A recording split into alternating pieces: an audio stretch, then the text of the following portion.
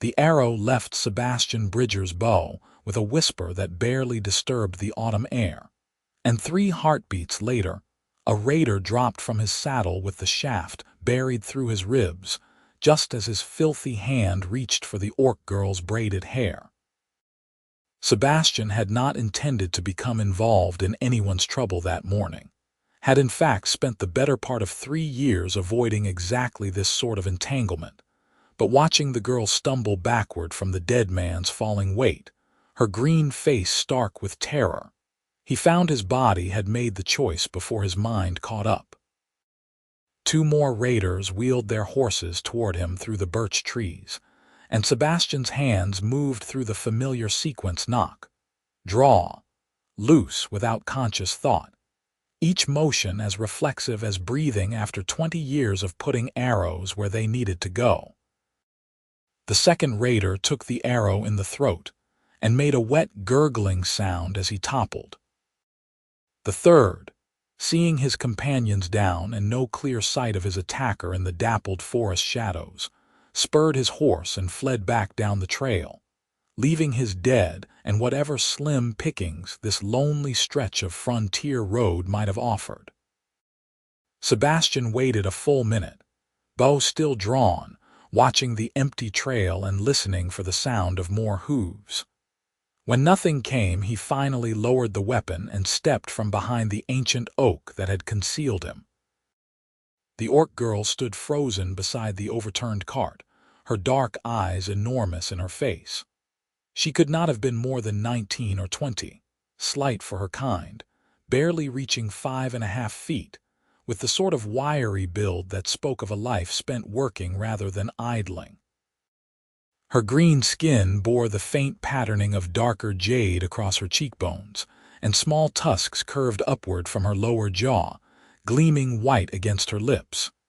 She wore traveling clothes, practical leather and wool, now dusty from her fall.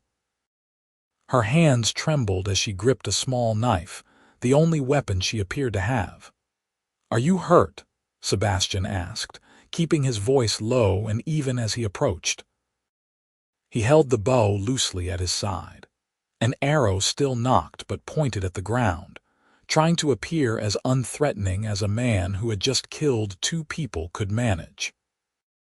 The girl blinked at him, then seemed to remember the knife in her hand and raised it slightly, though the gesture lacked conviction. "You are human," she said, her voice hoarse. "I am." Sebastian stopped a respectful distance away, near enough to speak comfortably but far enough that she would not feel cornered. "And you are clearly in need of assistance.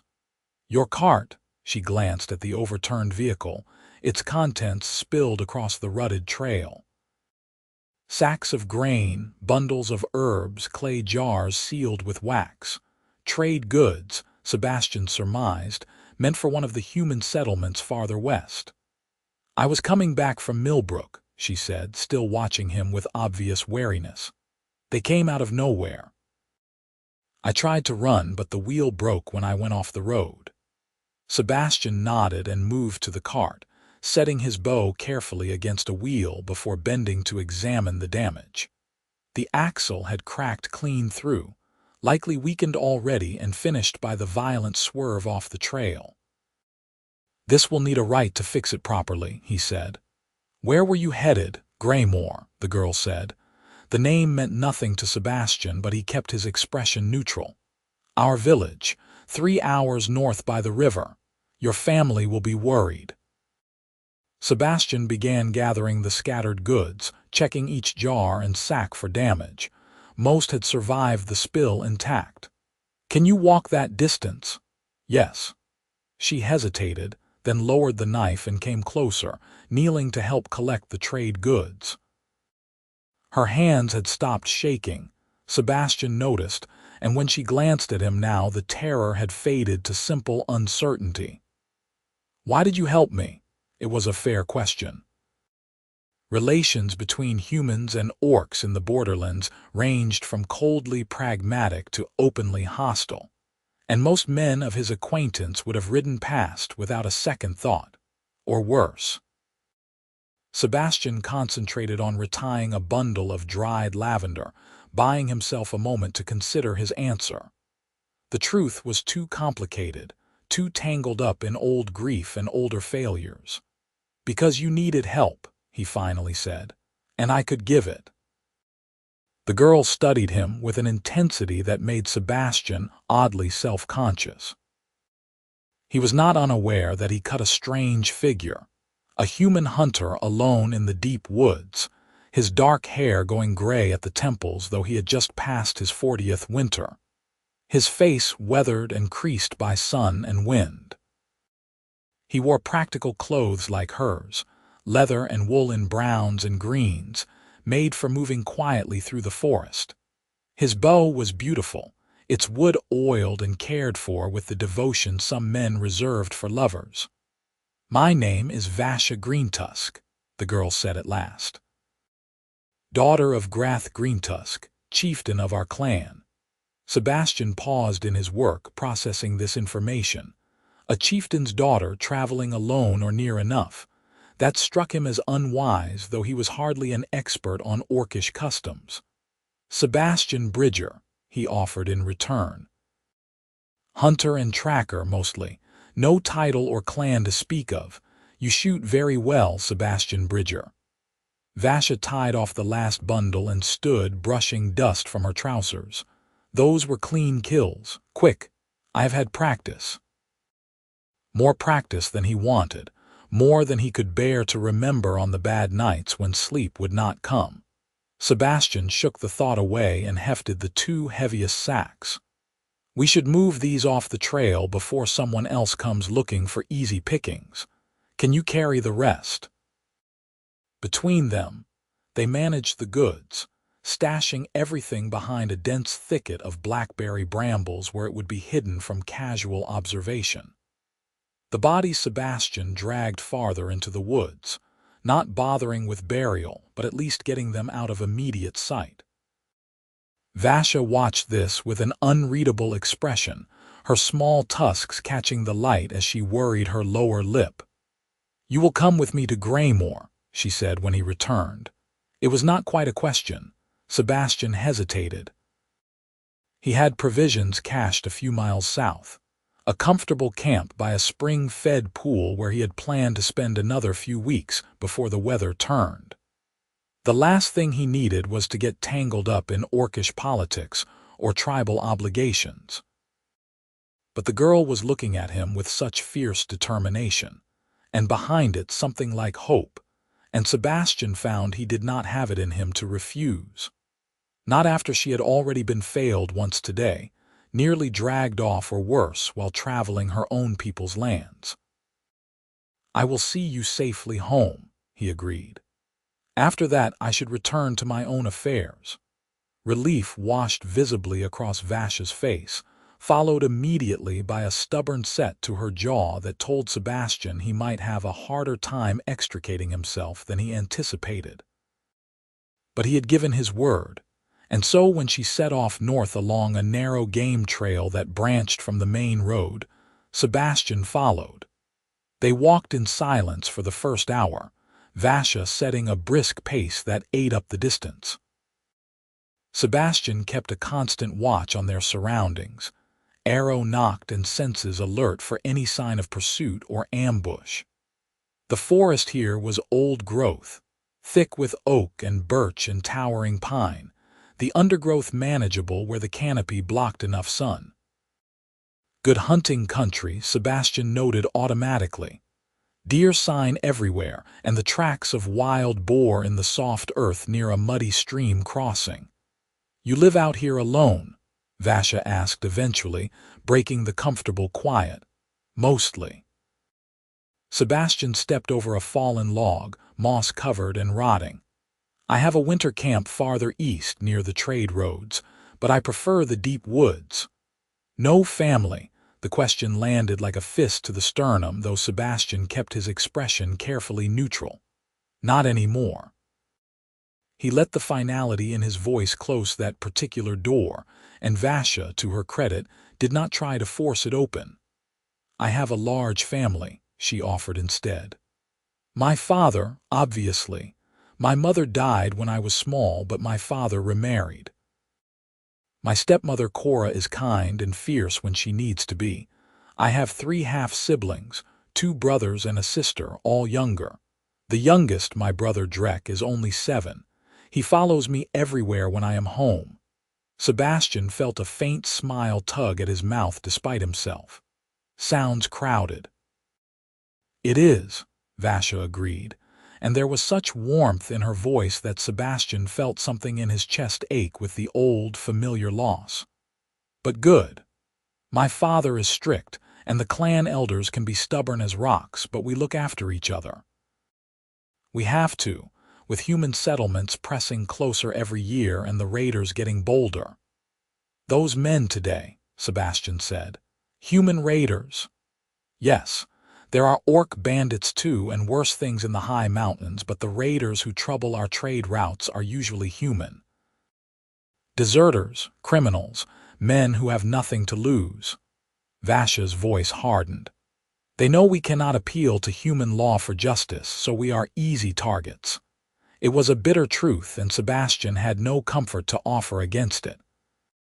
The frontier territories were lawless by design, a buffer zone between the established human kingdoms and the orcish holds farther north, and people like Vasha's clan were caught in the middle. Your father allows you to travel alone in such conditions. Vasha shot him a sharp look. I am not helpless.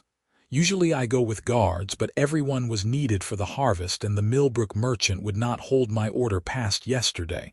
I thought I could manage one trip on my own. Her voice went quieter. I was wrong. You survived, Sebastian said. That counts for something. I survived because you killed 2 men for me. That counts for more. Vasha stopped walking and turned to face him, forcing Sebastian to halt as well. The afternoon sun slanted through the trees behind her, setting her dark braid aglow and catching the amber flecks in her eyes. You saved my life. That creates a debt in my people's way, a life debt. Sebastian felt a warning prickle at the back of his neck. I do not want a debt. I helped because it was the right thing to do, nothing more. But it is more, Vasha insisted. Whether you want it or not, the debt exists. My father will see it the same way. He will want to meet you to offer thanks and likely recompense. Not necessary. Sebastian started walking again, faster now, as though he could outpace the growing complication of this simple good deed. I will see you to your village and then be on my way. Your father need not even know my name.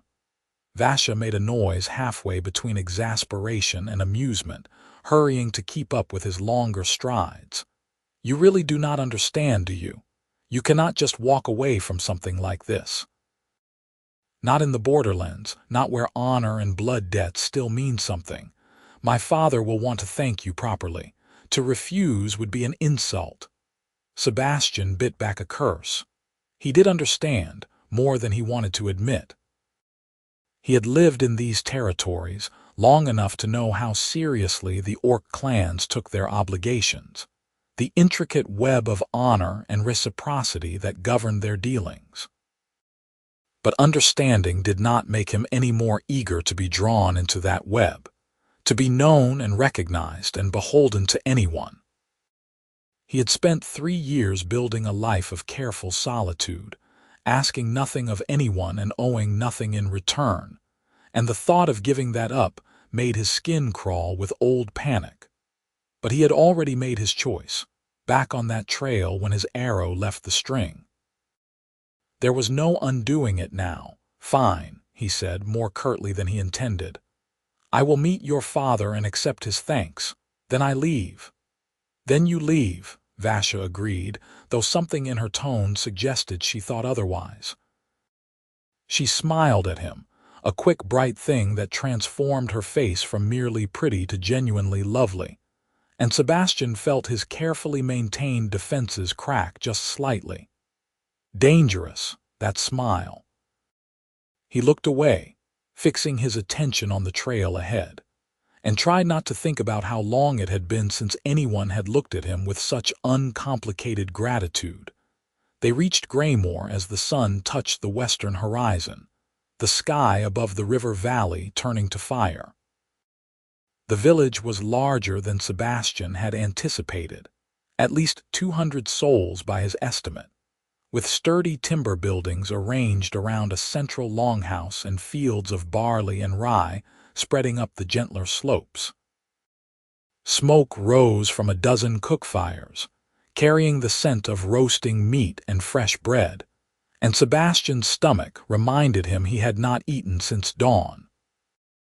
Vasha led him through the village with obvious pride, nodding to the orcs who stopped their evening tasks to stare at the human stranger in their midst. Sebastian kept his expression neutral and his hands visible, well away from his weapons. He felt the weight of their gazes, the wariness and suspicion, but also something else. Curiosity, perhaps, or the same careful calculation he was performing. Measuring threat, assessing capability, deciding how to respond to his presence. The longhouse doors stood open to the cooling evening air, and Vasha climbed the steps without hesitation. Sebastian followed, ducking through the entrance into a space that was half meeting hall and half great room, its walls hung with weapons and banners, and the preserved heads of truly impressive elk and boar. A long table dominated the center, scarred by generations of use, and at its head sat an orc who could only be Grath Greentusk. He was massive, easily 6.5 feet of solid muscle and authority, his green skin darker than his daughter's and crossed with the pale lines of old scars. His tusks were longer than Vasha's, curving up past his upper lip, and his black hair was shot through with silver and pulled back in a warrior's knot. He wore a vest of hardened leather over a linen shirt, and a heavy knife hung at his belt. When he looked up from the map he had been studying and saw Vasha, relief flooded his craggy features. "Daughter." His voice was a deep rumble, the kind that commanded attention without needing to rise in volume. "You are late. I was about to send the hunters out looking for you." "I ran into trouble, father."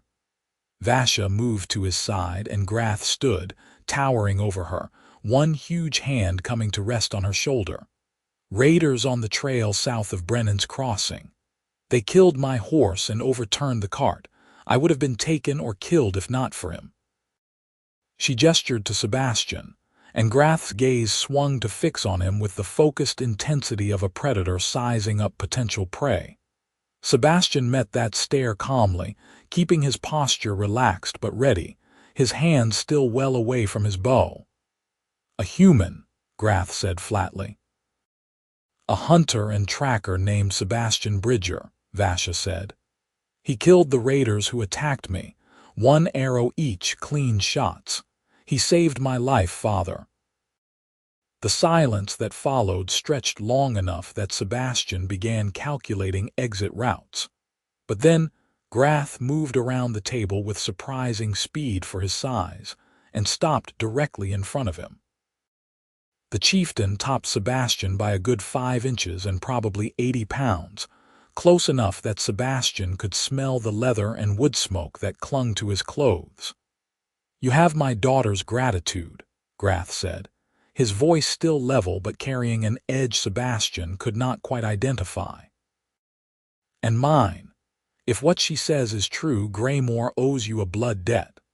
"What she says is true," Sebastian replied, keeping his tone respectful but firm. "But I acted only as any decent person should. I ask for no debt or repayment. Seeing her safely home is enough." Grath's scarred face registered something between approval and suspicion. "You expect me to believe you killed 2 raiders out of simple decency, with no thought of reward? I expect you to believe what you choose." Sebastian held the chieftain's gaze. "But it is the truth regardless." Another long pause, and then Grath surprised him by barking out a laugh, rough but genuine. Either you are a very unusual human, Sebastian Bridger, or a very skilled liar. I have not decided which." He stepped back and jerked his chin toward the table. "Sit. You will eat with us tonight, and we will speak more of this debt you claim not to want. Vasha, tell your stepmother to set another place and send word to the elders. We will hold a proper welcome feast." "Father, he probably wants to return to his own camp," Vasha began, but Grath silenced her with a look. "He will stay the night at minimum. The trail is too dangerous after dark, as you have learned. Besides, I have questions." The chieftain fixed Sebastian with another of those penetrating stares. "Unless you mean to refuse my hospitality. That would be an insult, Hunter." Sebastian recognized the trap for what it was. To refuse now would be to reject the very courtesy Grath was obligated to offer. A breach of frontier etiquette that would poison any chance of a clean exit from this situation. He could insist and leave anyway, but that would make an enemy of a powerful orc chieftain, which struck him as spectacularly unwise. Better to accept the meal, sleep in whatever space they offered, and slip away in the morning before the debt became any more entangled. "I would be honored to accept your hospitality," Sebastian said, and tried not to feel like he had just stepped into quicksand. The feast, when it came together over the next hour, was simpler than the word implied but no less generous for it. Long benches filled with orcs of all ages, from white-haired elders to children barely old enough to hold a spoon, and the table groaned under platters of roast venison, fresh bread, hard cheese, and roots cooked in herbs and butter. Sebastian found himself seated at Grath's right hand, a position of honor that made several of the elders frown, but which the chieftain seemed to enforce through sheer force of personality. Vasha sat across from him, with her stepmother Cora beside her, a handsome orc woman in her late 30s who watched Sebastian with frank curiosity. "Tell me how you came to be in that part of the forest," Grath said once everyone had food and drink. It was not quite a demand, but the expectation of an answer was clear. Sebastian swallowed a bite of venison, buying himself a moment. The meat was good, well seasoned and cooked to tender perfection. "I am a hunter by trade," he said. "I work the territories between here and the eastern kingdoms, tracking game and selling meat and furs to whichever settlements will buy. I prefer the deep woods to the towns, so I move camp every few weeks following the herds." "You work alone?" one of the elders asked, a grizzled orc with cloudy eyes and more scars than Grath. "I do." "Why?" It was a simple question with no simple answer, and Sebastian felt the old walls going up in his mind, the reflexive defenses against exactly this kind of probing. "I prefer my own company," he said carefully, "and I work better without distractions." Grath made a non-committal sound, his shrewd gaze missing nothing. A man who lives alone in the borderlands usually has a reason, running from something or towards something or away from pain. The observation landed too close to the mark, and Sebastian had to resist the urge to push back from the table and walk out. Instead, he took a long drink of the ale someone had poured for him, dark and bitter and strong, and met Grath's eyes over the rim of the cup. "Perhaps all three," he said quietly.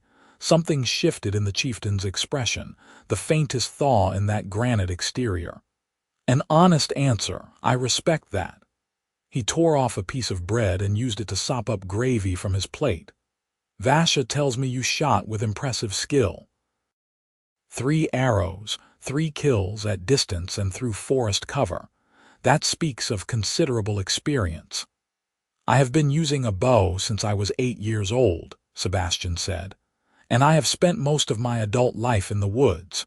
You learn quickly or you do not survive. Military training." Another elder asked, this one a woman with iron-gray hair braided in intricate patterns. Sebastian shook his head. Some years in a border militia, but nothing formal, mostly self-taught and field-learned. Grath leaned back in his chair, the wood creaking under his weight. You are being modest. The shots Vasha described require not just skill, but calm under pressure. Many men can shoot well on a range. Far fewer can do so when lives are at stake. Sebastian did not respond to that, because there was nothing he could say that would not reveal more than he wanted to give. Yes, he had been calm. Yes, he had made the shots without hesitation or thought. But that calmness came from a place of emptiness, of having already lost everything that mattered, so that his own death or anyone else's barely registered as consequence. Not something he could explain to these people who clearly loved each other, who had built a life together worth defending. Vasha was watching him with an expression he could not quite read, her food mostly untouched on her plate. When their eyes met, she offered a small smile, almost shy, and Sebastian found himself smiling back before he could catch himself.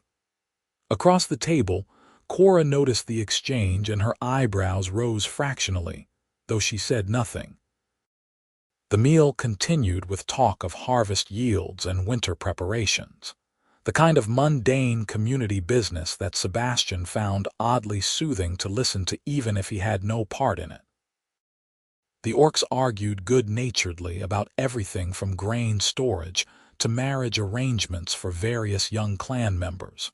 And through it all Grath presided with the easy authority of a man who had earned his leadership rather than inheriting it. Sebastian found himself revising his initial assessment of the chieftain. Grath was not just strong, he was smart, listening more than he spoke and considering his words carefully before offering judgment. As the evening wore on and the food was cleared away, someone produced a fiddle and another a drum, and music filled the longhouse.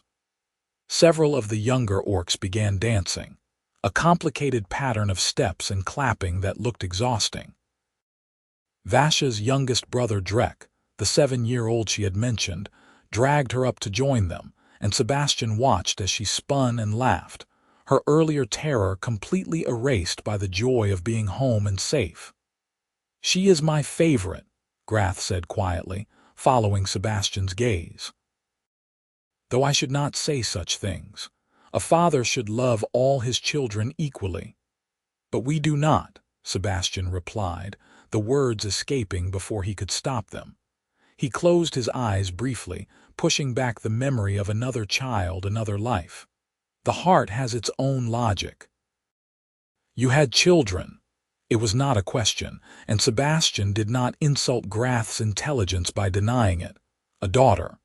She died 5 years ago, along with her mother." He took another drink, hoping the alcohol would dull the sudden sharp edge of grief. It did not. "Fever took them both in the space of a week. I was away on a contract, tracking bandits in the northern ranges. By the time I got home, it was too late." Grath was silent for a long moment. Around them, the music and laughter continued, but in their small pocket of space the world had contracted to just the two of them and the weight of old sorrows. "I lost my first wife to raiders," the chieftain finally said. "Vasha's mother. She was coming back from visiting her sister's clan when they attacked. I found her body 2 days later." His massive hands clenched into fists on the table. "I hunted those men for a month. When I found them, I made sure they suffered." Sebastian understood that impulse, the howling need for revenge against a universe that had taken something precious. He had felt it too, though his rage had no target, no one to hunt except the arbitrary cruelty of disease. "Did it help?" he asked. "The revenge?" "No," Grath admitted. "But I did not know that until after. For a long time I thought I would die from the grief, that I would simply stop breathing one day because continuing seemed too hard." He looked at Sebastian with something like kinship in his dark eyes. "Cora saved me. She refused to let me disappear into the pain. She reminded me I still had Vasha, who needed a father, not a ghost. Cora is a wise woman, she is, and patient beyond all reason. Grath reached for the ale pitcher and refilled both their cups. You have no one to pull you back. So you live in the forest alone and tell yourself you prefer it. The accuracy of the observation stung, but Sebastian could not muster anger at it. Grath was right, after all. He had spent 3 years running from exactly the kind of connection the chieftain described, terrified that caring again would only lead to more loss. Better to stay numb, to move through the world without forming attachments, to help strangers like Vasha and then disappear before the help could become anything more complicated. "I am not looking to be saved," Sebastian said, but the words lacked conviction even to his own ears. Grath smiled, a fierce, predatory expression that showed his tusks. "Perhaps not, but sometimes we do not get to choose." He nodded toward where Vasha had collapsed on a bench beside the dance floor, flushed and laughing as Drek climbed into her lap. "She has been staring at you all evening when she thinks you are not looking. I know my daughter. She is curious about you, and when Vasha becomes curious about something, she does not let it go easily." Sebastian's stomach dropped.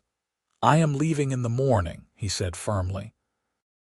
"She will forget about me soon enough." "Will she?" Grath did not sound convinced.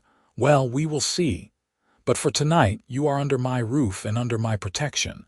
Whatever debts exist between us can wait until dawn." He stood, his bulk blocking out the firelight. "Cora will show you where you can sleep. Rest well, Sebastian Bridger. You have earned it." The room they gave him was small but clean, attached to the back of the longhouse and furnished with a narrow bed, a chest for storage, and a single window that looked out over the dark fields. Sebastian sat on the bed and removed his boots, his mind churning.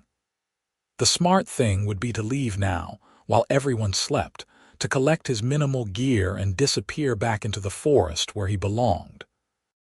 But doing so would insult Grath's hospitality beyond repair, and despite his determination to remain uninvolved, Sebastian found he did not want to hurt these people. They had welcomed him, fed him, treated him with more kindness than he had encountered in years. Walking away like a thief in the night would be a betrayal of that. So he would stay until morning, and then he would explain to Grath that while he appreciated the chieftain's generosity, he could not remain in Greymoor. He had his own life, his own path, and getting tangled up in blood debts and orcish honor would only lead to complications neither of them needed. It was a good plan, sensible and clear. Sebastian lay back on the bed and tried to convince himself he believed it. He woke to pale dawn light and the sound of someone tapping on his door. Disoriented, Sebastian reached for the knife he kept under his pillow before remembering where he was. "Yes," he called, his voice rough with sleep.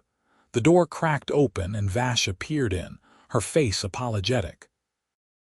"I am sorry to wake you. My father wants to speak with you before breakfast. He is waiting in the hall." Sebastian dressed quickly and followed her out, trying not to notice how her braids swung against her back or the way the morning light turned her green skin luminous. The longhouse was quiet, most of the clan still asleep or just stirring, and Grath stood alone by the central hearth, staring into the banked coals. "You slept well?" the chieftain asked without turning. "Well enough, thank you." Sebastian stopped a respectful distance away, waiting. Grath finally looked at him, and his expression was serious. "I thought about our conversation last night, about debt and obligation and what it means to save a life." He crossed his arms over his broad chest. "You do not want my gratitude or my gifts. I understand this. But indulge me in something else. A test, if you will." Sebastian felt a prickle of unease. "What kind of test?" "My clan hunts the high ridges tomorrow, a seasonal cull of the deer herds before they migrate. It is dangerous work, Good practice for the younger warriors, but also genuinely needed to keep our stores full for winter. Come with us. Show me this skill my daughter described. If you hunt as well as you shoot, I will consider the debt between us settled and you may leave with my blessing. It was a trap, Sebastian knew immediately. Not a dangerous one perhaps, but a trap nonetheless. If he hunted poorly, he would be diminished in Grath's eyes, marked as lucky rather than skilled. If he hunted well, he would prove himself too valuable to let go easily. Either way, it bound him more tightly to Greymore and its people, but refusing would be an insult, and Sebastian had already decided he would not do that.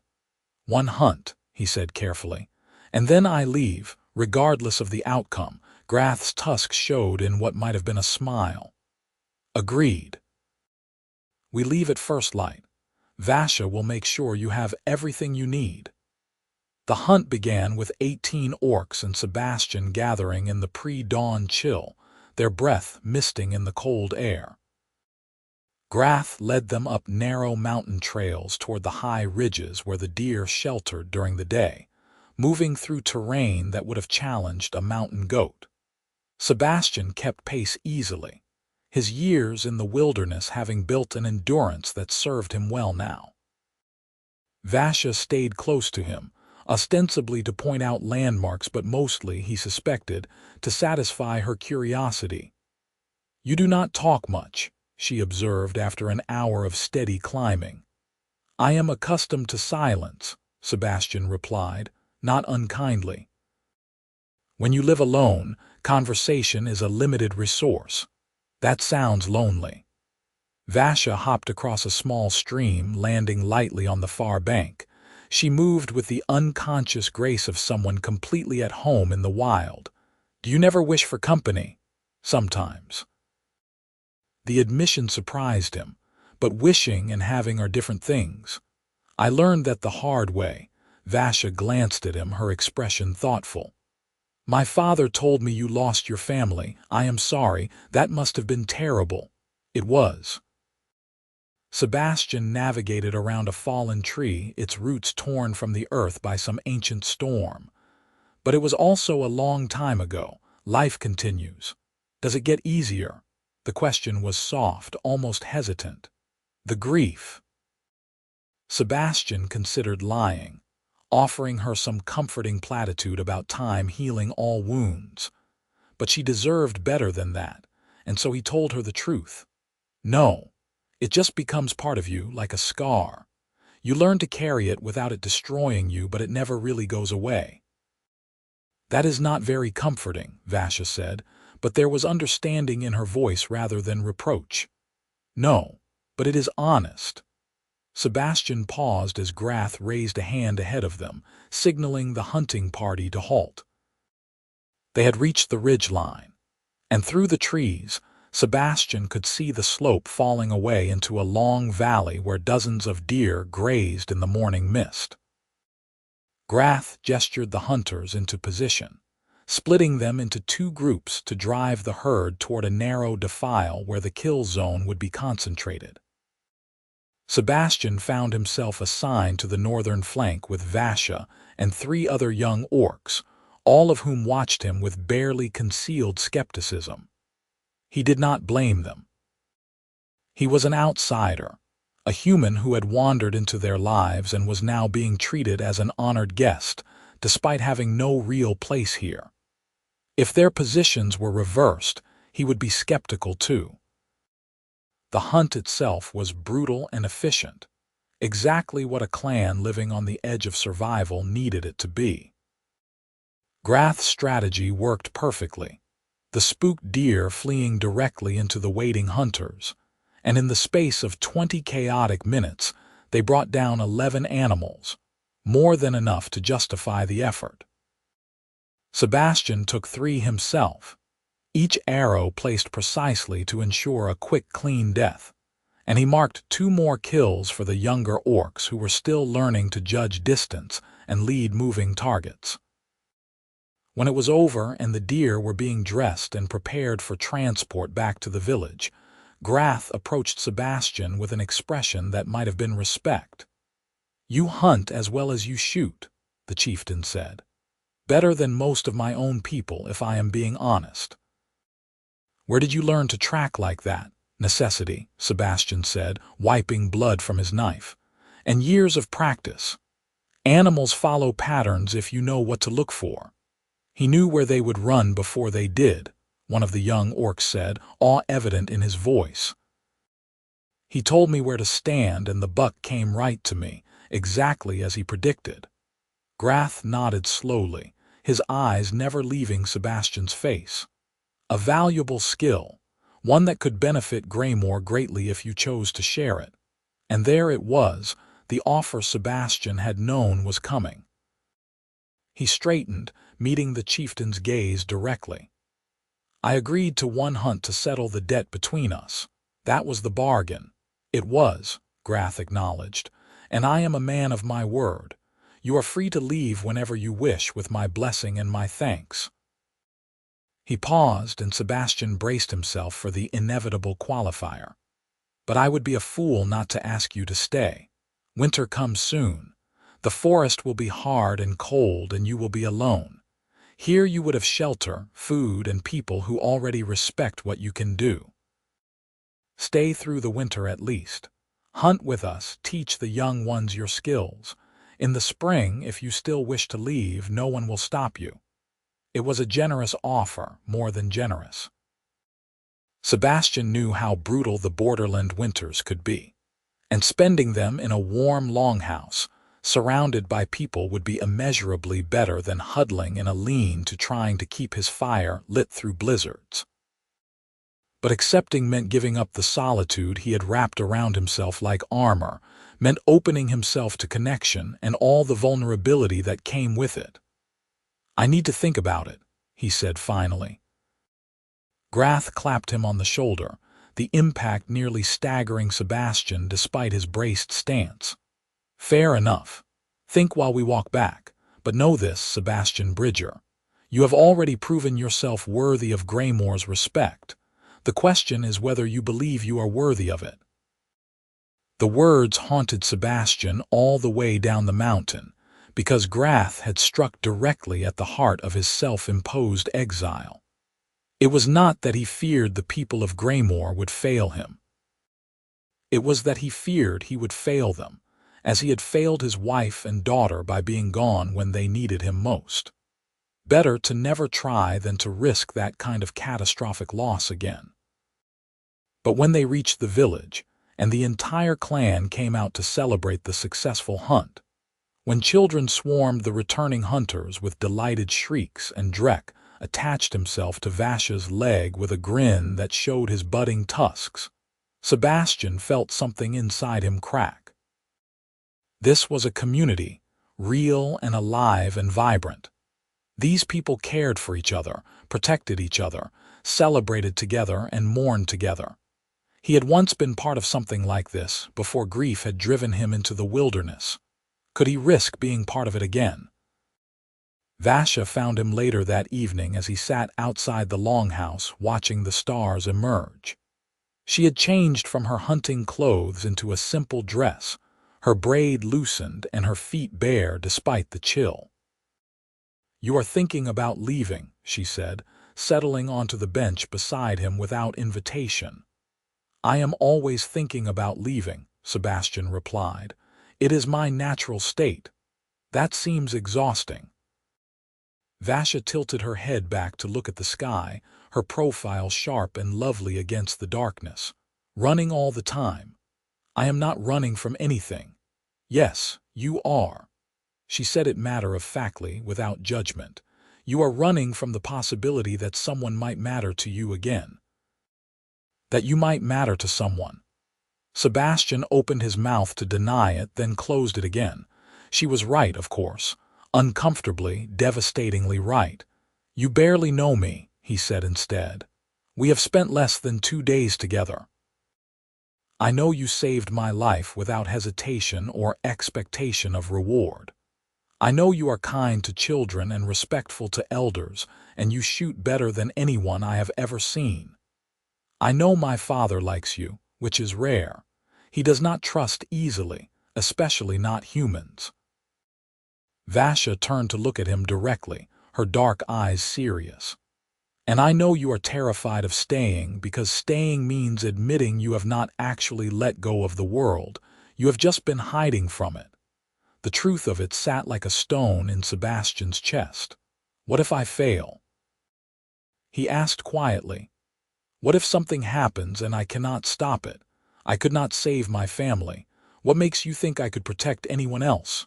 You already did." Vasha's hand found his where it rested on the bench between them, her green fingers curling around his calloused palm. "You saved me, Sebastian. And I do not think that was an accident or just luck. I think somewhere under all that grief and fear, you are still the man who protects people. You just forgot for a while." Sebastian looked down at their joined hands, so different in color and size but fitting together with surprising naturalness. He should pull away, should maintain the distance he had cultivated so carefully. But her touch was warm and solid and real, and he found he did not want to let go. "Your father asked me to stay through the winter," he said. "I know, I was listening." A small smile tugged at her lips. "What did you tell him?" "That I would think about it." Sebastian turned his hand over, properly grasping hers. "If I stay, there are conditions." "Such as?" "I am not good at being close to people anymore. I will need space sometimes, need to be alone. I will probably be difficult and withdrawn and not very good company." "You are already all of those things," Vasha pointed out, but her tone was teasing rather than critical. "What else?" "I cannot promise I will stay past winter. When spring comes, I may need to leave. Then you leave. No one will stop you." Vasha squeezed his hand. "But I think if you give us a chance, if you give yourself a chance, you might find reasons to stay." It was too much hope, too direct and unguarded, and Sebastian felt simultaneously drawn to it and terrified by it. But winter was coming, and the alternative was months of isolation in a frozen forest, and when he looked at Vasha's face, he saw something he had not seen directed at him in years. Belief. She believed he could be more than the ghost he had become, and the power of that conviction was staggering. "I will stay until spring," he said finally, the words feeling like both surrender and liberation. "We will see what happens." Vasha's smile could have lit the entire valley. "We will see," she agreed, and did not let go of his hand until the cold finally drove them both inside. The first month passed faster than Sebastian had anticipated, filled with the 100 small tasks required to prepare a frontier village for winter. He hunted almost daily, bringing back deer and elk and once a massive wild boar that took 3 orcs to carry back to Greymore. The clan stores filled steadily, and Sebastian found a grim satisfaction in the work, in providing something tangible and necessary. It felt purposeful in a way his solitary wanderings had not, and he began to understand why Grath had pressed him to stay. But it was not just the work that kept him there as the days grew shorter and snow began to dust the high peaks. It was the people. The way Drek followed him around the village asking endless questions about tracking and hunting, the boy's enthusiasm impossible to resist. The way the clan elders nodded respectfully when he passed, acknowledging his contributions without making a fuss. The way Grath invited him to sit in on councils where they discussed strategy for defending the village and managing resources, valuing his input despite his outsider status. And most of all, it was Vasha. She had appointed herself his guide to orcish culture and customs, dragging him to festivals and rituals and family gatherings with cheerful determination. She taught him words in her language, laughed when he mangled the pronunciation, and told him stories about the clan's history that went back generations. She was bright and curious and stubborn as bedrock, and somewhere in the midst of all that teaching and learning, Sebastian realized he was falling in love with her. It terrified him. He tried to maintain distance, to keep their interactions friendly but impersonal, but Vasha was having none of it. She sought him out constantly, her presence becoming as natural to him as breathing. They would sit together after evening meals, talking about everything and nothing, or walk the perimeter of the village in comfortable silence, simply enjoying each other's company. She never pushed him to talk about his past, never demanded more than he was willing to give, but her patience was its own form of insistence. She was waiting, Sebastian realized, for him to admit what they both already knew. The breaking point came 6 weeks into his stay, during the first serious snowfall of the season. Sebastian had taken Drek and 2 other children into the near woods to teach them how to set snares, and they returned as fat flakes began falling in earnest.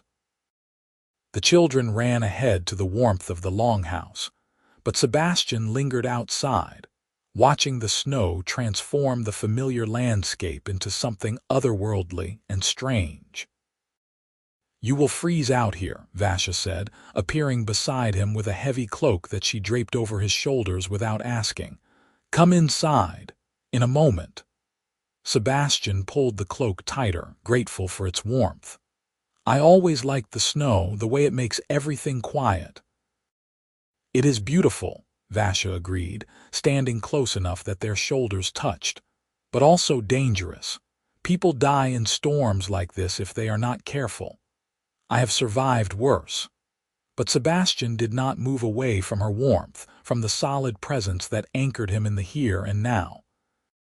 They stood together in silence, watching the snow fall, and it felt like the most natural thing in the world when Vasha slipped her hand into his. "My father is going to formally name you friend of the clan at the midwinter feast," she said quietly. "It is a title given to those who have earned our trust and respect. It would make you family in a way, not by blood but by choice." Sebastian's throat tightened. "That is a great honor." "It is, and it is also a statement. There are some in the clan, some of the elders, who still do not trust having a human here. Naming you friend of the clan would silence most of that dissent." Vasha turned to look up at him, snowflakes catching in her braid like tiny stars. "But I wanted you to know before it happened, so you could decide if it is what you want." What he wanted. The question was almost laughable in its complexity.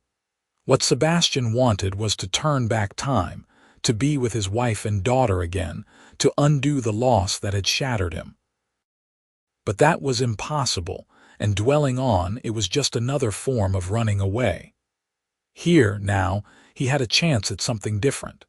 Not a replacement for what he had lost, but something new and precious in its own right. "I want to stay," he said, the admission feeling like a leap off a cliff with no certainty of what lay below. "Not just until spring. Longer than that, if the clan will have me." Vasha's breath caught, her eyes searching his face with an intensity that made Sebastian feel utterly transparent. "And me?" she asked, her voice barely above a whisper. "Will you stay for me?" The truth sat on his tongue, heavy and terrifying and inevitable. He could deny it, could protect himself behind walls of caution and fear. But looking at Vasha, at the hope and vulnerability in her face, Sebastian found he did not want to hide any more. She deserved better than a coward, and so did he. "Yes," he said simply, "I will stay for you." The kiss, when it came, was soft and tentative, Vasha rising on her toes to reach him while Sebastian bent down to meet her halfway. Her tusks pressed against his face, unfamiliar but not unpleasant, and her lips were warm despite the cold. When they finally broke apart, both breathing hard, Vasha was grinning like she had just won a great victory. "It took you long enough," she said, breathless. "I have been waiting for you to notice me for weeks." "I noticed," Sebastian assured her, his own heart hammering against his ribs. "I was just too much of a fool to act on it." "Well, you have acted now," Vasha grabbed his hand and tugged him toward the longhouse. "Come inside before we both freeze, and do not think this changes anything. You still have to teach Drek how to track properly. He will never forgive you if you do not."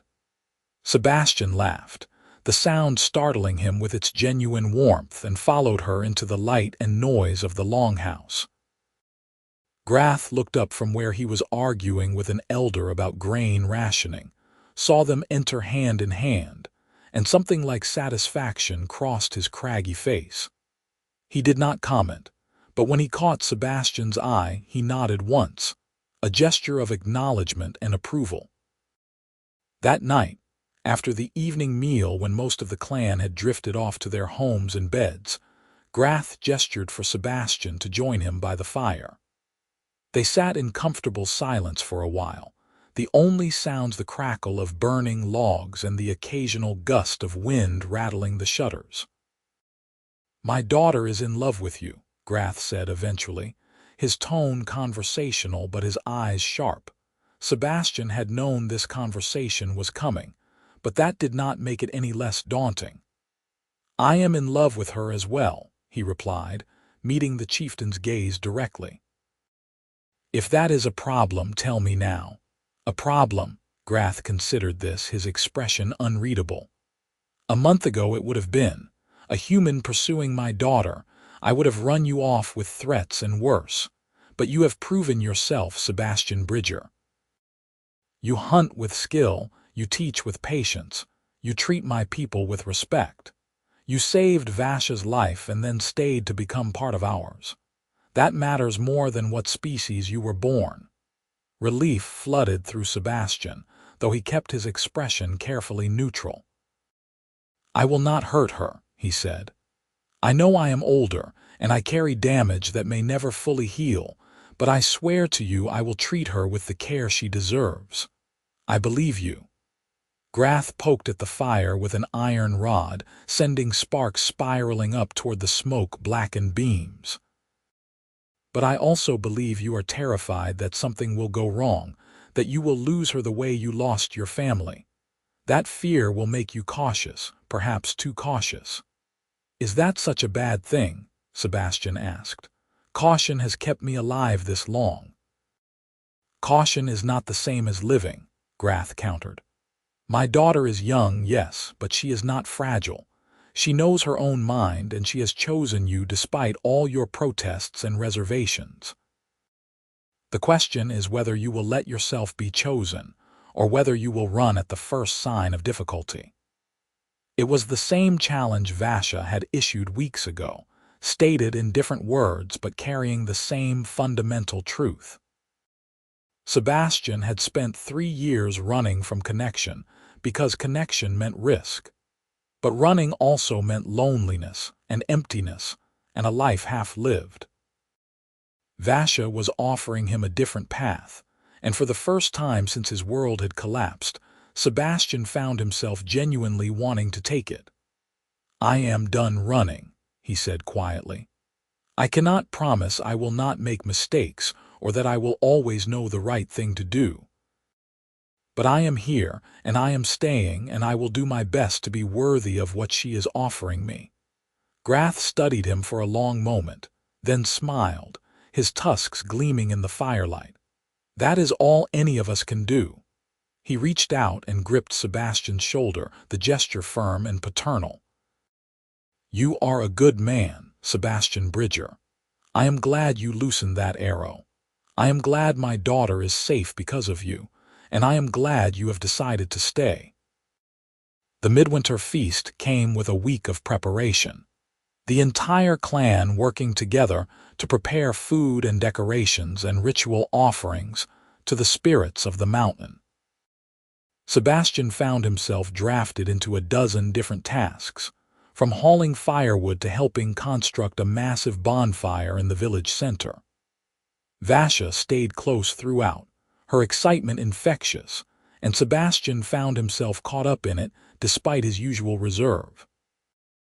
The feast itself was a riot of food and music and celebration. The entire clan gathering in the longhouse, and spilling out into the snow-covered yard, where the bonfire roared against the winter night. Sebastian ate until he thought he would burst, drank ale that made his head spin pleasantly, and danced with Vasha in the firelight while the clan cheered and sang. It was chaotic and joyful and utterly unlike anything he had experienced in years. And when Grath finally called for silence and stood before the assembly with a cup of mead raised high, Sebastian felt a strange nervousness twist in his gut. "Tonight we celebrate the turning of the year," Grath announced, his deep voice carrying easily over the crowd. "We give thanks for the harvest, for the hunt, for the safety of our families and the strength of our clan. But tonight we also honor someone new. Someone who came to us as a stranger and has become a friend." He gestured for Sebastian to stand, and the crowd parted to let him approach the chieftain. Sebastian felt 100 eyes on him as he moved to stand beside Grath, acutely aware of how out of place he looked, a human among orcs. But when he glanced at Vasha, she was beaming, and her pride bolstered his courage. "Sebastian Bridger saved my daughter's life," Grath continued. "He stayed when he could have left. He has hunted for us, taught our young, and proven his worth a dozen times over. Tonight, before witnesses and with the blessing of the elders, I name him friend of the clan. From this day forward he is family, one of us in all ways that matter." The clan erupted in cheers, and Grath handed Sebastian the cup of mead. "Drink," the chieftain said quietly. "Seal the bond." Sebastian drank deeply, the sweet liquid burning down his throat, and when he lowered the cup, Grath pulled him into a crushing embrace. "Welcome, son," the chieftain said, loud enough for everyone to hear. "You are home now." The word hit Sebastian like a physical blow. Son. He had not been anyone's son since his own father had died 20 years ago, and hearing it now from Grath, in front of the entire clan, made something inside him finally break open. Tears stung his eyes, and he did not bother to hide them, burying his face in Grath's shoulder and holding on like a drowning man clutching driftwood. "Thank you," he managed to say, his voice hoarse. "Thank you." When they finally broke apart, the clan surged forward, everyone wanting to clasp his hand or clap his back or offer their congratulations.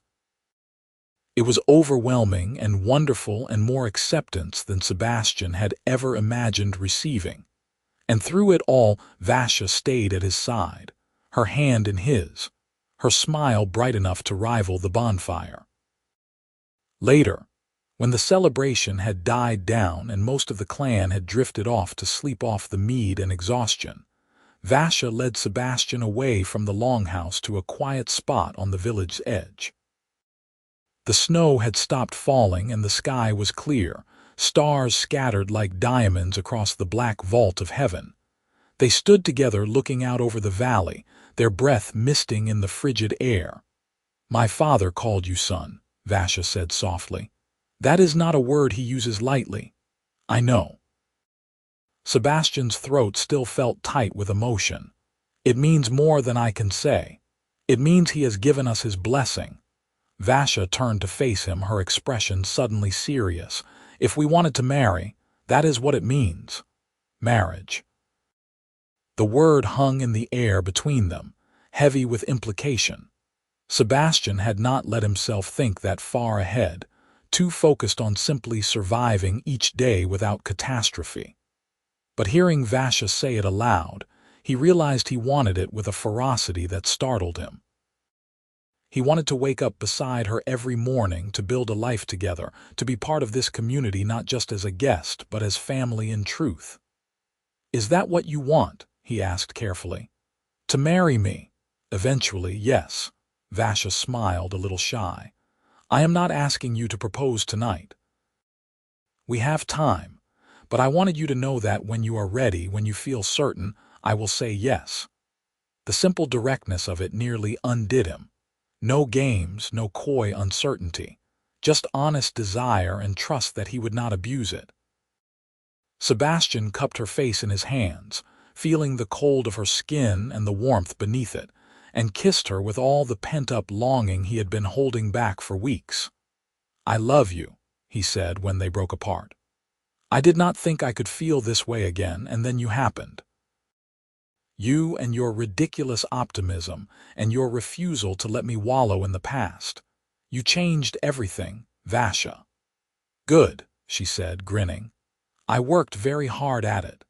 They spent the rest of the winter in a haze of deepening connection, learning each other in ways both large and small. Sebastian taught Vasha to shoot with his bow, delighting in her fierce concentration and quick progress. She taught him her language, laughing at his accent but praising him when he got it right. They went on long walks through the snow-covered forest, checking trap lines and scouting for signs of predators that might threaten the village.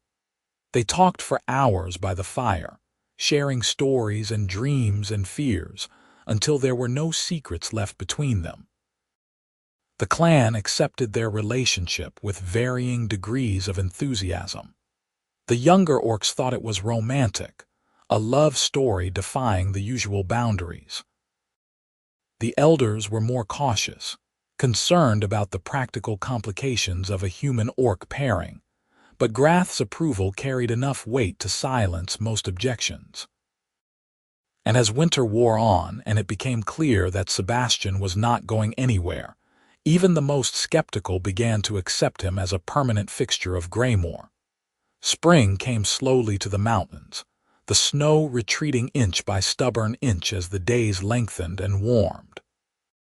Sebastian had promised himself he would reevaluate his commitment when the season turned, would consider whether staying was truly what he wanted or just what was convenient. But when the first wildflowers appeared in the high meadows and the deer began their migration north, he felt no desire to follow them. His place was here, with Vasha and Grath, and the clan that had become his family. The wandering life that had sustained him through grief suddenly seemed empty by comparison. He proposed to Vasha on a warm afternoon in late spring, as they sat beside the river watching ducks paddle lazily against the current. He had no ring, no prepared speech, just a question that had been building in him for months. "Marry me," he said simply. "Be my wife, let me be your husband. I want to spend the rest of my life with you." Vasha turned to stare at him, her eyes wide. "That was terrible," she said, but she was smiling. "You are supposed to make it romantic, poetry or something." "I am a hunter, not a poet," Sebastian protested, his heart hammering. "But I mean it. I have never been more certain of anything." "Yes," Vasha said, launching herself at him with enough force to send them both tumbling into the grass. "Yes, yes, 1,000 times yes." They were married a month later in a ceremony that blended human and orcish traditions in equal measure. Grath presided, his voice solemn as he bound their hands together with a length of braided cord and spoke the ancient words that made them husband and wife. The entire clan attended, along with a handful of humans from the nearby settlements who had come to know Sebastian over the winter and were curious about the unorthodox union.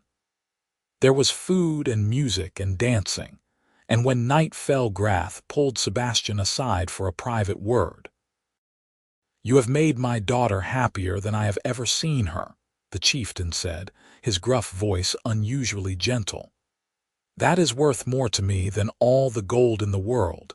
You are my son now, truly, not just in name but in my heart." Sebastian embraced him, this massive orc who had given him back everything he thought he had lost.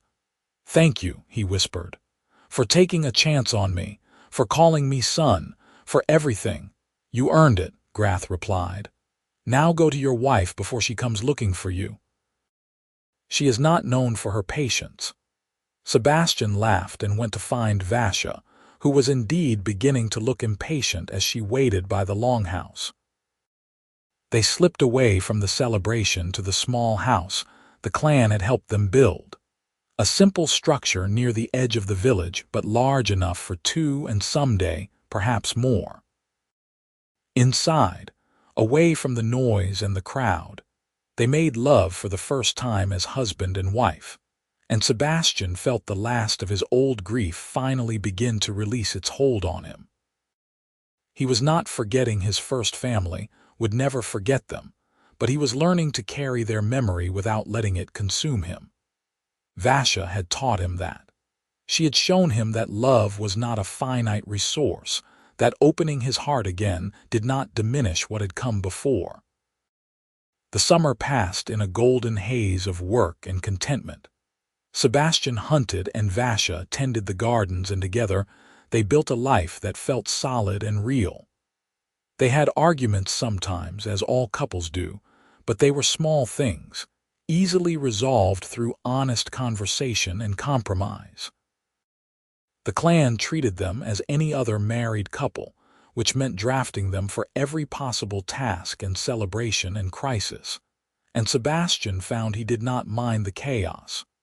It felt good to be needed, to be part of something larger than himself. Autumn came again, a full year since that day on the trail when Sebastian's arrow had changed both their lives. They were checking trap lines in the high forest when they heard shouting from the direction of the village, the sounds carrying clearly through the cold air. Sebastian and Vasha exchanged a glance and ran, crashing through the undergrowth with no thought for stealth. They burst into Greymoor to find the entire clan mobilizing, warriors grabbing weapons and mothers herding children into the longhouse. Grath stood in the center of the chaos, directing traffic with practiced efficiency, and when he saw Sebastian and Vasha he waved them over urgently. "Raiders," he said without preamble. "A large group, maybe 20 or 30, coming up the south trail. They were spotted by hunters 2 hours ago. We have time to prepare, but not much." Sebastian's mind immediately shifted into the cold tactical space he had not visited in months. How long until they arrive? An hour, maybe less. Grath was strapping on armor as he spoke, hardened leather plates over his chest and shoulders. "They are well armed and organized. This is not some desperate band of thieves. This is a war party." "Looking for what?" Vasha asked, her face pale but her voice steady. "Supplies, most likely, food and weapons, maybe captives to sell." Grath met Sebastian's eyes. "We will fight them if we must, but I would rather avoid bloodshed if possible. Can you use that bow of yours to make them think twice about attacking?" Sebastian nodded slowly, already running through options. "If I can get to high ground before they arrive, I can pick off their scouts and leaders from range, make them believe we have more archers than we do. It might convince them to look for easier targets." "Do it." Grath gripped his shoulder. "Take whoever you need. I trust you to make the right call." Sebastian grabbed Vasha's hand and ran for their house, his mind racing. He needed his bow, more arrows, and a position with clear sight lines to the southern approach. The old watchtower at the village's edge would work, the half-ruined structure still sound enough to climb and offering an unobstructed view of the trail. "You are not doing this alone," Vasha said as they gathered gear. She had her own bow, smaller than his but still deadly at close range, and a quiver of arrows. "I am coming with you." Sebastian wanted to argue, to insist she stay where it was safer, but he knew better than to try controlling Vasha when she had made up her mind. And truthfully, having a second archer would dramatically improve their chances. "Stay behind cover," he said instead. "If things go wrong, run back to the village. Do not try to be a hero." "I could say the same to you," Vasha replied, but she kissed him quickly before they headed out at a run. The watchtower was exactly as Sebastian remembered it from his initial tour of the village months ago. A squat stone structure that rose maybe 30 feet above the surrounding trees. They climbed quickly, their boots finding purchase on the weathered stones, and reached the top just as the first raiders came into view on the southern trail. Sebastian counted quickly. 26, that he could see, all human, armed with swords and axes and wearing mismatched armor that suggested they had been at this business for a while. They moved with the confidence of men who did not expect serious resistance, laughing and joking as they approached Greymore. At their head rode a man with a scarred face and cruel eyes, clearly the leader, and he was studying the village with the calculating gaze of someone planning an assault. "They do not know we are up here," Sebastian said quietly, nocking an arrow. "That is our advantage. When I shoot the leader, they will scatter looking for cover. That is when you take anyone who looks like a second in command. We need to break their organization fast." Vasha nodded, her own arrow nocked and ready. Her hands were steady, Sebastian noted with pride. She was scared, he could see it in the tension around her eyes, but she was not letting fear control her. He took a breath, let it out slowly, and released. The arrow flew true and took the scarred leader in the chest, punching through his leather armor and dropping him from his horse. The raiders froze in confusion, several of them running to their fallen leader, and Sebastian was already loosing his second shot. It took another raider in the throat, and Vasha's arrow followed a heartbeat later, striking a third man in the shoulder and sending him screaming to the ground. The remaining raiders finally located the tower and scattered for cover, but Sebastian and Vasha kept shooting with methodical precision. They were not trying to kill everyone, just to create the impression of overwhelming force.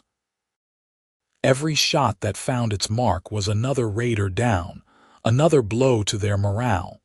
Within 3 minutes they had dropped 8 men and the survivors were starting to panic. "They are breaking," Vasha said, excitement creeping into her voice. She was right. The raiders were retreating in disorder, dragging their wounded with them and abandoning their dead. They had come expecting an easy target and found themselves under fire from skilled archers with the high ground. It was the nightmare scenario for any attacking force, and they wanted no part of it.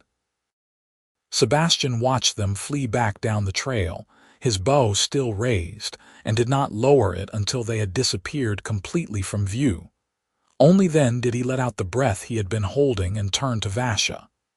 "You did well," he said. "Very well." "We did well," Vasha corrected, lowering her own bow. She was grinning despite the gravity of what had just happened. "Did you see them run? They could not get away fast enough. They climbed down to find the entire village waiting, Grath at the front with his war axe in hand.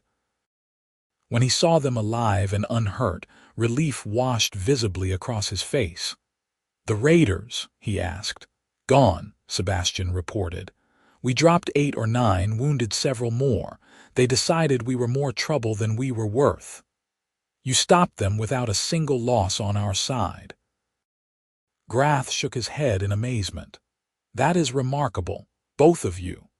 The clan surged forward then, everyone talking at once, celebrating the victory and praising Sebastian and Vasha for their skill. But Sebastian barely heard it. He was watching Vasha, seeing the flush of success in her cheeks and the brightness in her eyes, and feeling something shift inside him. For 3 years, he had carried the weight of his failure to protect his first family, the knowledge that he had not been there when they needed him most. But today he had been here. He had protected Vasha, had protected the entire clan, and nothing had gone wrong. Maybe, just maybe, he could trust himself again. That night, after the celebration had finally wound down and they had returned to their small house, Vasha wrapped herself around him and held on tight. "I was terrified," she admitted into the darkness. "Not for me, for you. I kept thinking, what if one of them had a bow too? What if they shot you before you saw them?" "I am fine," Sebastian said, running his fingers through her unbound hair. "We are both fine, I know. But I kept thinking about what my father said, about how you were always afraid something would go wrong. And I realized I am afraid of that too now. Not because I doubt you, but because I love you so much the thought of losing you is unbearable." Sebastian tightened his arms around her, his own throat tight. "I love you too," he said. "More than I thought I could ever love anyone again. You brought me back to life, Vasha. You and your father and this clan, I owe you everything."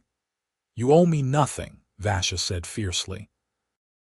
"You are here because you chose to be, because you wanted to be. That is gift enough." They made love then, slow and tender, reaffirming life in the most fundamental way. And afterward, as they lay tangled together in the darkness, Sebastian felt the last of his old guilt finally release its hold. He had not failed today. He had succeeded. And maybe that meant he could trust himself to succeed again tomorrow and the day after and all the days to come. The next morning Grath summoned Sebastian to the longhouse, his expression serious. "I wanted to speak with you about yesterday," the chieftain said once they were alone. "What you did was extraordinary. You saved Greymore without spilling clan blood. That is the mark of a true leader." "I just did what needed to be done," Sebastian replied, uncomfortable with the praise. "Exactly." Grath leaned forward, his massive hands flat on the table. "That is what leaders do. They see what needs doing and they do it without hesitation or doubt. You have that quality, Sebastian. The hunters respect you, the warriors trust your judgment, and the young ones learn eagerly from you. You have become essential to this clan." Sebastian frowned, not sure where this was going. "I am honored that I can contribute.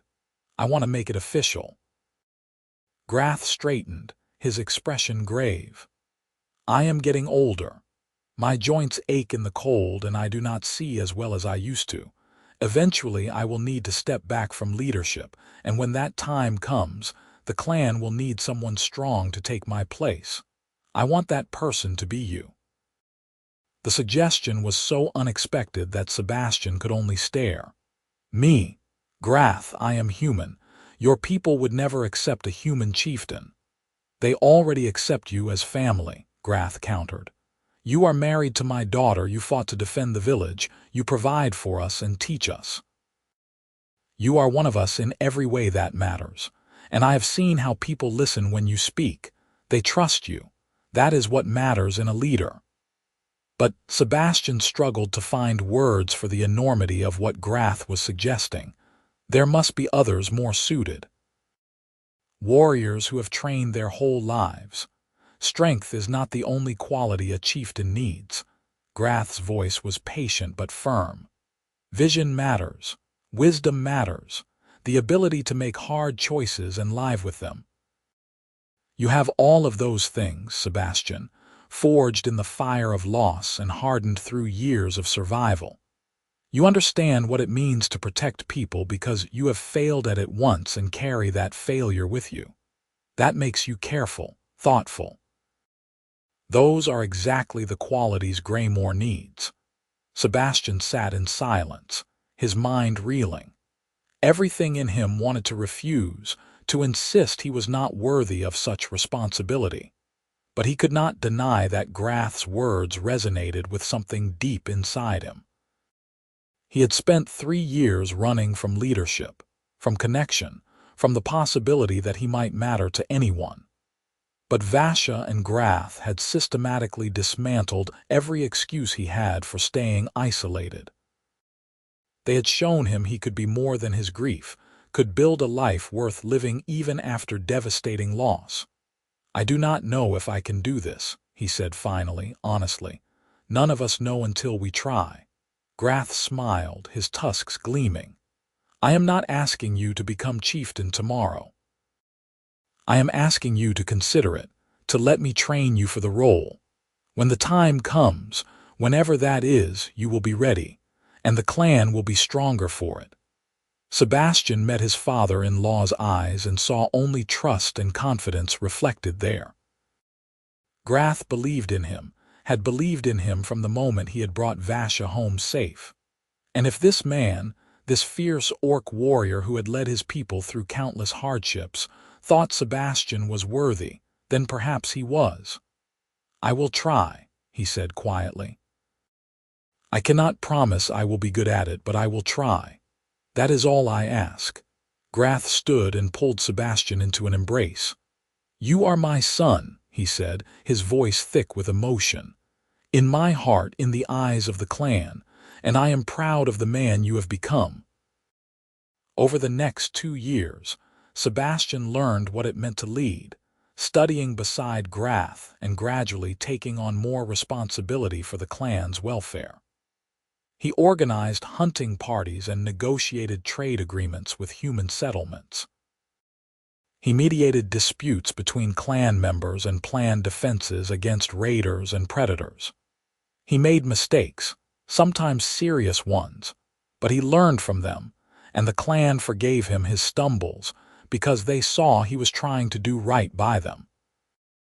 Vasha was beside him through all of it, his partner in every sense. She took over managing the village's gardens and trade goods, her natural head for numbers making her invaluable when it came to planning for winter or negotiating prices. Together they formed a team that complemented Grath's leadership perfectly, and the clan prospered under their combined efforts. In the second autumn of their marriage, Vasha told him she was pregnant, and Sebastian felt a complex swirl of emotions crash over him. Joy, certainly, and hope. But also fear, the old terror that something would go wrong, that he would lose her or the child or both. Vasha saw his reaction and took his face in her hands, forcing him to meet her eyes. "I am healthy," she said firmly. "I have Cora and the clan's healer to help me. Nothing is going to go wrong. Do you hear me, Sebastian? I am going to be fine, and our baby is going to be fine, and you are going to be a wonderful father." "You cannot know that," Sebastian whispered. "Yes, I can." Vasha kissed him gently. "Because you are going to trust yourself the way I trust you. The way my father trusts you. The way the entire clan trusts you. You are not the same man you were 5 years ago, lost and alone.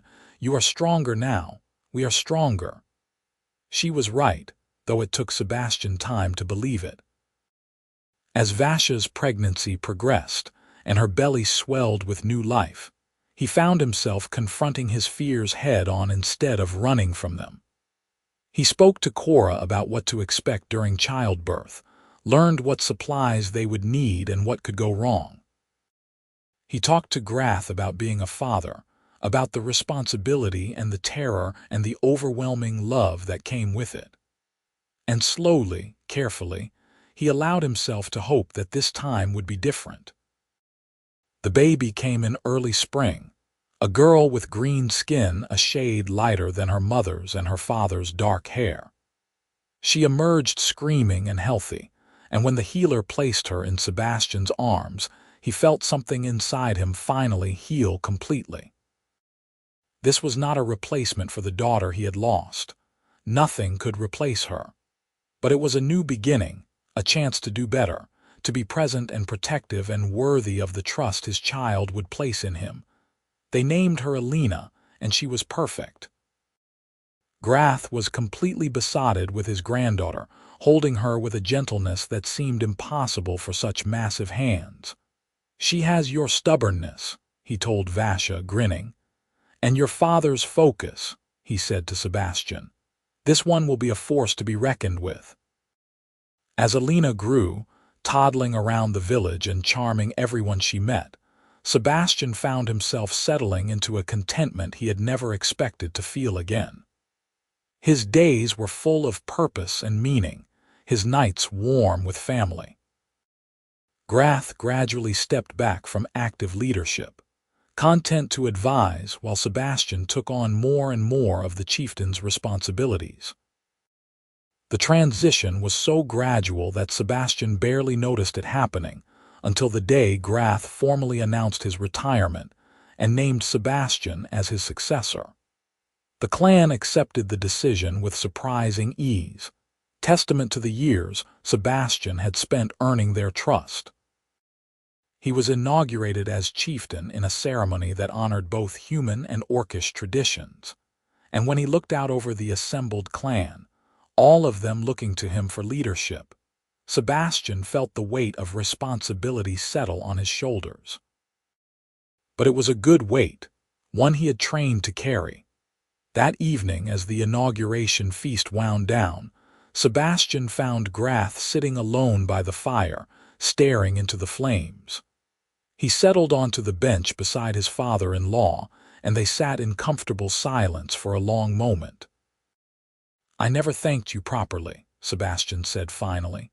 "For what you gave me, not just Vasha, though that would be enough. You gave me back my life. You called me son when I was nobody, a stranger who had wandered into your world. You believed in me when I had stopped believing in myself." Grath waved a hand dismissively. "You earned everything you received. I simply recognized what you were capable of."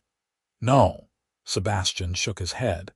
"You gave me a chance when you had every reason not to.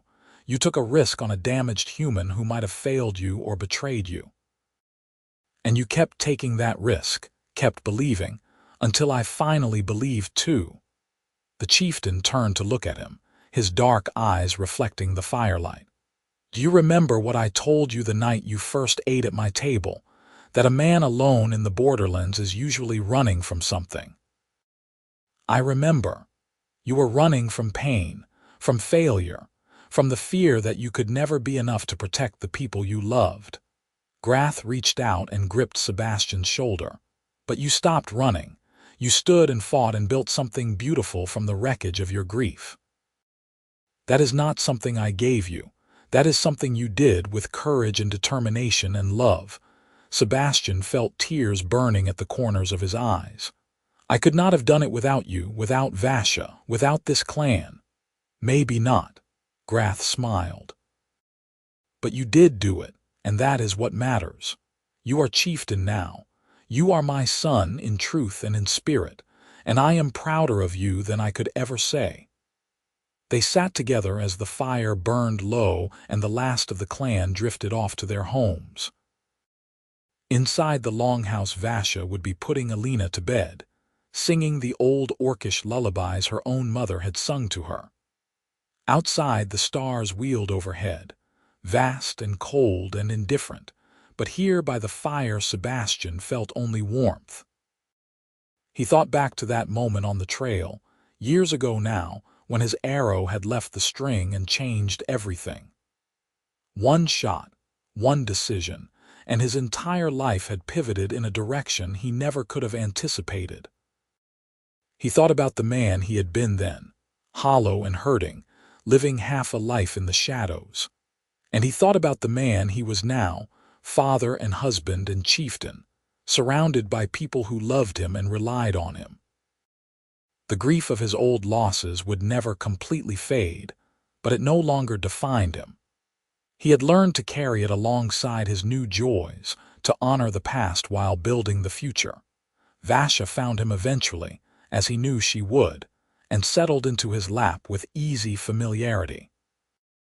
"Alina is asleep," she reported. "Finally, she wanted 10 stories instead of 3.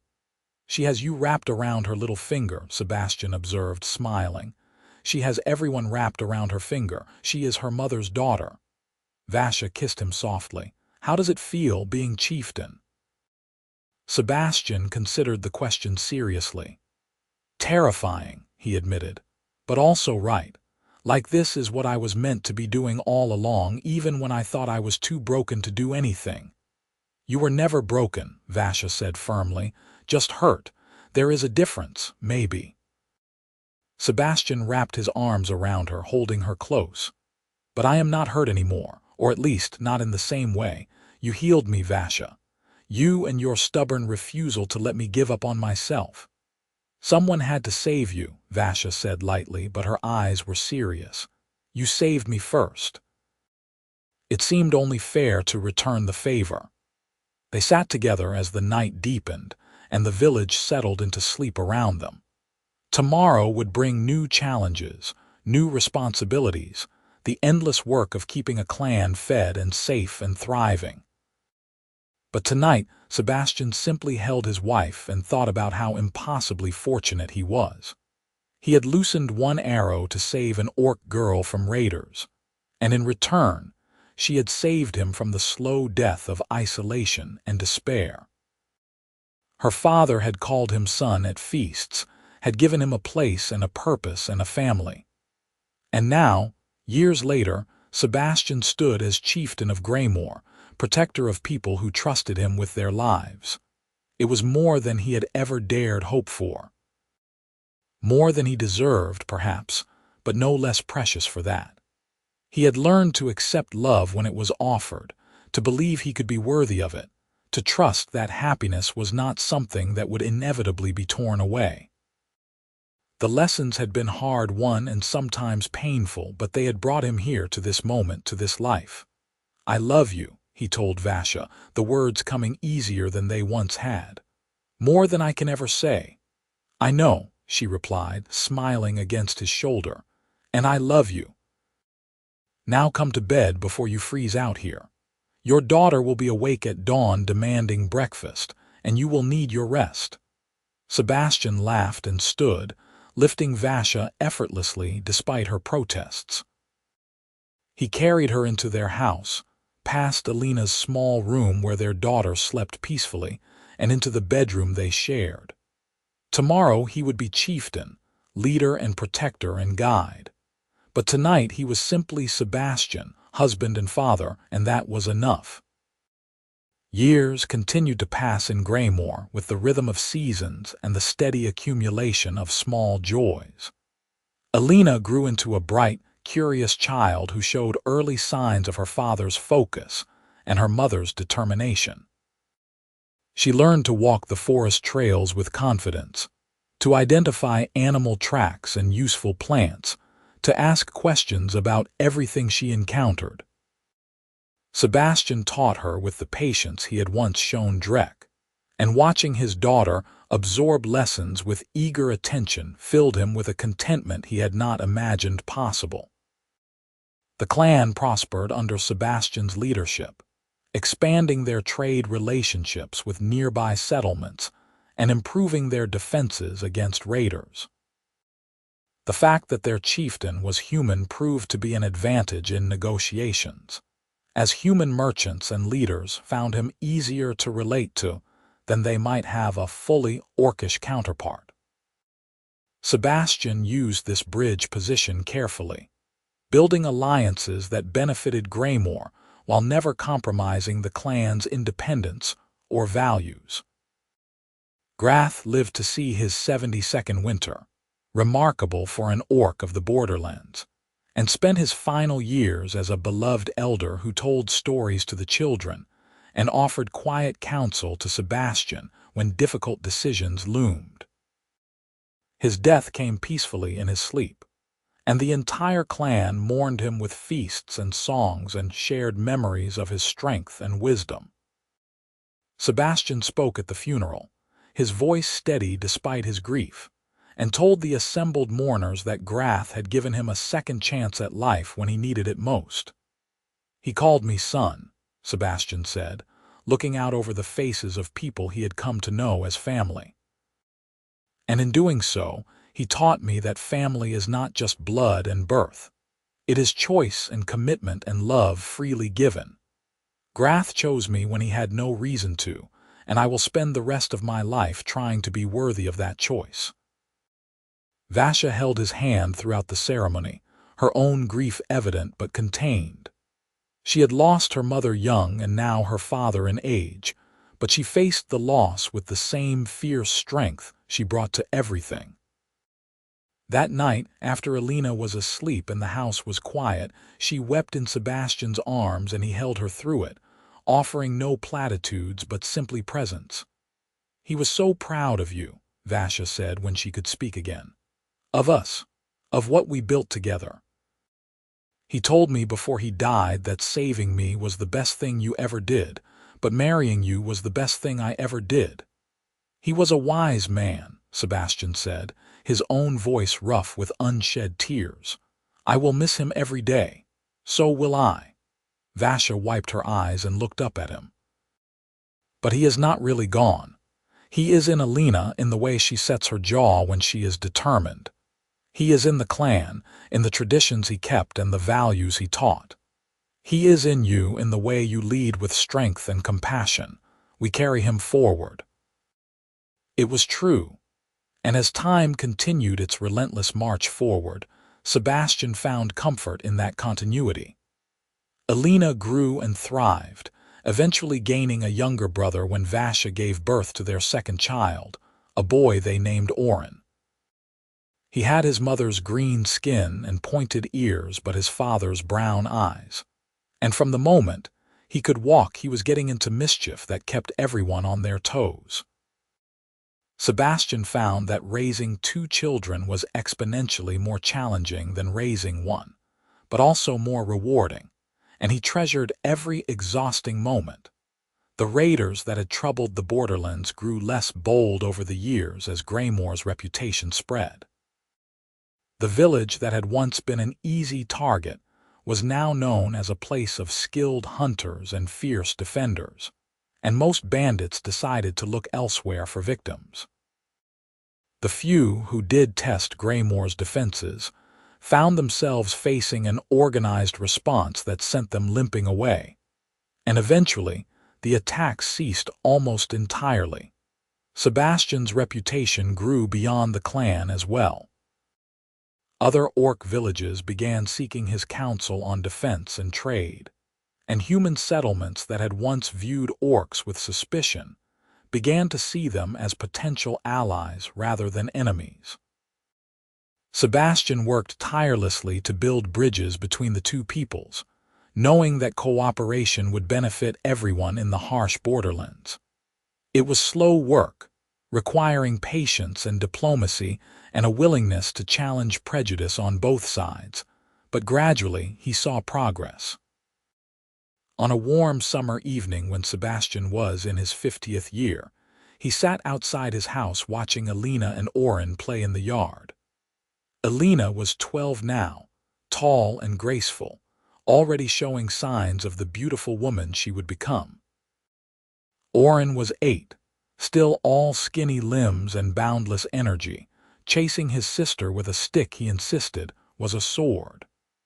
Vasha emerged from the house with cups of cold tea and settled beside Sebastian on the bench they had built together years ago. "They are growing up too fast," she observed, watching the children with a mother's fond exasperation. "They are," Sebastian agreed. "Soon Alina will be old enough to start learning real responsibilities. Orin too, though he will probably resist every step of the way." Vasha laughed. "He is stubborn like his father." "I prefer to think of it as determined," Sebastian said with mock dignity, and Vasha elbowed him gently in the ribs. They sat in companionable silence, sipping their tea and enjoying the peaceful evening. The village around them bustled with the usual evening activities, families preparing meals and friends gathering to talk. It was a scene of ordinary domestic tranquility, unremarkable in its details but precious beyond measure for that very ordinariness. "Do you ever think about how different your life could have been?" Vasha asked eventually. "If you had not taken that shot, if you had just kept walking." Sebastian had thought about it, of course, particularly in the early days when his fear had nearly driven him away from Greymoor. But the hypothetical held no power over him anymore. "No," he said honestly. "Not really. That shot led me here to you, to this life. I would not change a moment of it. Not even the hard parts." Vasha's eyes were warm as she looked at him. "The fear and the doubt and all the times you wanted to run. Not even those," Sebastian confirmed. "They made me who I am now, and I like who I am, which is something I could not have said before I met you." Vasha leaned against him, her head on his shoulder, and Sebastian wrapped an arm around her. They had weathered so much together, built so much from the foundation of that single arrow and the life debt it had created. The scared girl on the trail and the hollow man in the forest had become partners and lovers and parents and leaders. They had found in each other what they both needed, even when neither of them had been looking for it. "I love you," Vasha said softly. "I know I say it all the time, but I mean it every single time. You are the best thing that ever happened to me, Sebastian Bridger." "And you to me," Sebastian replied, kissing the top of her head. "My wife, my love, my home." They sat together as the sun set over Graymore, painting the sky in shades of gold and crimson, and watched their children play. In the longhouse, the clan would be gathering for the evening meal soon, and Sebastian would need to preside as chieftain, to listen to concerns and make decisions, and guide his people through whatever challenges tomorrow might bring. But for now, for this moment, he was simply a man sitting with his wife, grateful beyond words for the life they had built together. The arrow had been loosed years ago, flying true through autumn air to strike down evil and save innocence. But its impact had rippled outward in ways Sebastian could never have predicted, touching not just 2 lives but an entire community. He had found a daughter on that trail, though he had not recognized it at the time. He had found a father in Grath who had called him son at feasts and taught him how to lead. He had found purpose and meaning and love, all because he had chosen to act when action was needed. It was enough. More than enough. It was everything. As darkness fell and stars began to emerge overhead, Sebastian stood and offered his hand to Vasha. She took it with a smile and let him pull her to her feet. Together they called to their children, gathering Alina and Orin close, and walked toward the longhouse where their extended family waited. The clan had grown over the years, new faces joining through birth and marriage and adoption, but at its core it remained what Grath had built decades ago. A place where people looked after each other, where loyalty and honor mattered, where home meant more than just a roof and walls. Sebastian had found his home, not in a place but in people. In Vasha's laughter and Alina's curiosity and Orin's endless questions. In the respect of the hunters and the trust of the elders and the easy affection of children who had never known him as anything other than chieftain. In the memory of Grath, who had given him the greatest gift anyone could offer, a second chance. He would not waste it. For the rest of his days, however many remained, Sebastian would lead with wisdom and protect with strength and love with his whole heart. He would teach his children to be brave and kind, would guide his clan through whatever storms might come, would honor the man who had first called him son by being worthy of that name. The arrow had flown true, and its trajectory had brought him here. He was home at last, and he would never leave again.